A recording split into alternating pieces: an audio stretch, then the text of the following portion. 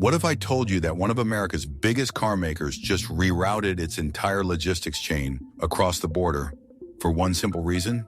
And no, it's not just about saving money, it's about avoiding a disaster, one that's quietly brewing at America's busiest ports. Every year, over 20 million containers move through the ports of Los Angeles and Long Beach.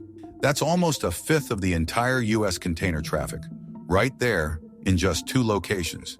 But behind those impressive numbers lies a crisis: chronic delays, traffic-clogged highways, and outdated infrastructure that's finally reaching its breaking point. During the COVID-19 pandemic, you probably remember seeing headlines about ships waiting for days off the coast of California, unable to dock. What you didn't hear was how that bottleneck triggered a massive rethink in logistics, especially for nearby states like Arizona and companies like Ford. Because while ports like Los Angeles were collapsing under pressure, a quiet revolution was happening just across the border. Mexico began dredging millions of cubic feet of sand from the bottom of the Gulf of California, preparing an old, neglected port for a comeback so big, it might just change trade routes forever. The port, Guaymas, the vision to turn it into a deep-water shipping hub capable of handling the massive container ships that California ports were struggling with.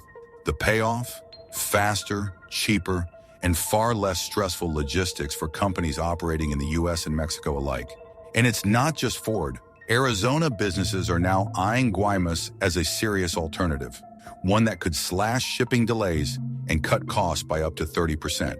So the question is, why has no one been talking about this? And how did an overlooked Mexican port become the next big thing in North American trade? Let's break down the untold story of Guaymas, Mexico's $192 million mega project that's already shaking up trade routes between the U.S., Mexico, and the rest of the world. On paper, California's ports look like a logistics dream. Los Angeles alone handled over 10 million containers in 2024. Long Beach clocked in at over 9 million. But here's what most people don't know. No upgrade can keep up with demand.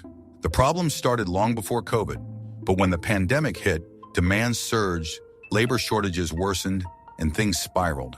In 2021, ships were waiting up to 8 days for a berth. By 2023, average rail container dwell times jumped from 6.5 to over 9 days.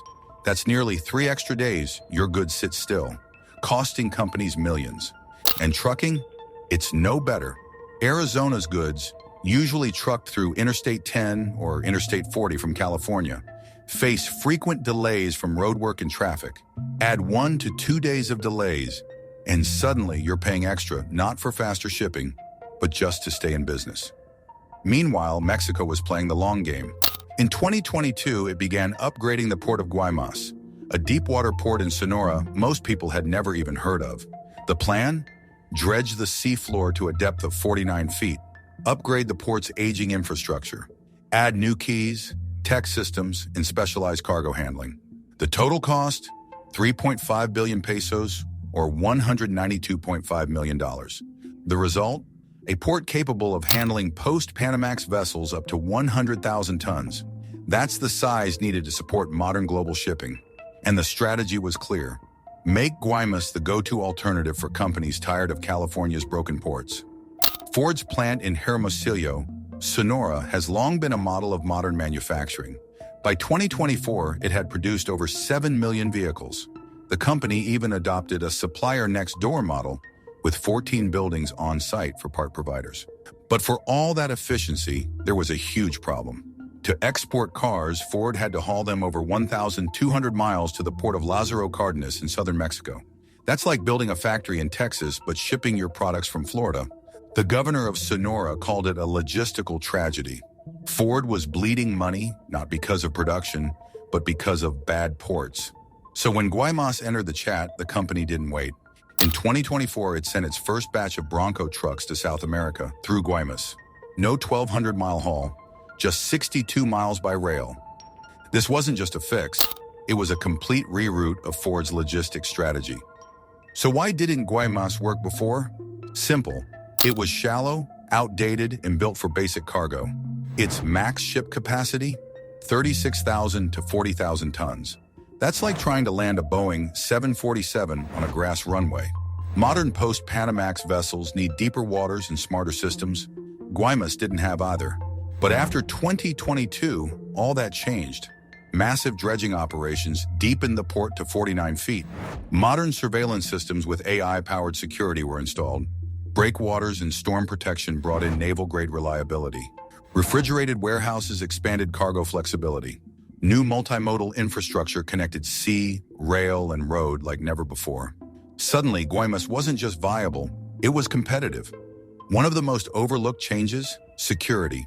The port now uses 360-degree cameras, facial recognition, AI surveillance, and wireless infrastructure to detect threats, even during blackouts or storms. And with an eye on global trends, Mexico's pushing to certify Guaymas as a green port. That means cleaner energy, eco-safe materials, and sustainability baked into every upgrade. Beyond cars, seafood, mining, and high-tech cargo. It's not just Ford that benefits. With new cold storage, seafood exporters finally have a reliable place to ship from. With new ramps, cranes, and docks, Guaymas can now handle everything from copper concentrate to container vessels. Mining companies in Arizona have already used the port for years, sending copper to China through the Nogales checkpoint. In 2002, Arizona made just $4.2 million from that. But by 2019, over $1.6 billion, a 38,000% increase. And now that Guaymas is modernized, those numbers are expected to explode again. Beyond the port itself, Mexico's playing a wider game. Guaymas sits on a key point of the Canamex corridor, linking Canada, the U.S., and Mexico. By upgrading roads like the Guaymas-Chihuahua Highway and expanding rail access, the port isn't just local infrastructure. It's a continental gateway. Multimodal connections now make it possible for goods to move seamlessly between Asia-Pacific, North America, and beyond, with fewer bottlenecks, lower costs, and faster delivery times. Here's what this means for Ford, Arizona, and you. Ford's savings aren't just about lower shipping costs. By using Guaymas, they save on fuel and transport, ship larger batches, avoid delays, get cheaper shipping equipment, tap into South American markets faster. Arizona, it finally gets a viable alternative to the Port of Los Angeles without the 12-day wait. Businesses in mining, agriculture, and manufacturing can cut shipping costs dramatically. But more importantly, this opens up a whole new economic channel. Cross-border trade becomes faster, smoother, and more efficient. Guaymas is also a beacon for companies seeking to nearshore, move production closer to the U.S. to avoid Asian delays and costs. With improved port logistics, companies in sectors like electric vehicles, semiconductors, lithium processing can now invest in Sonora with confidence, especially since wages in Mexico are lower, and Guaymas provides a reliable shipping solution. This positions Mexico and Arizona as a powerful manufacturing export combo. With its push toward green port certification, Guaymas doesn't just serve big business. It aligns with modern ESG standards that global investors care about.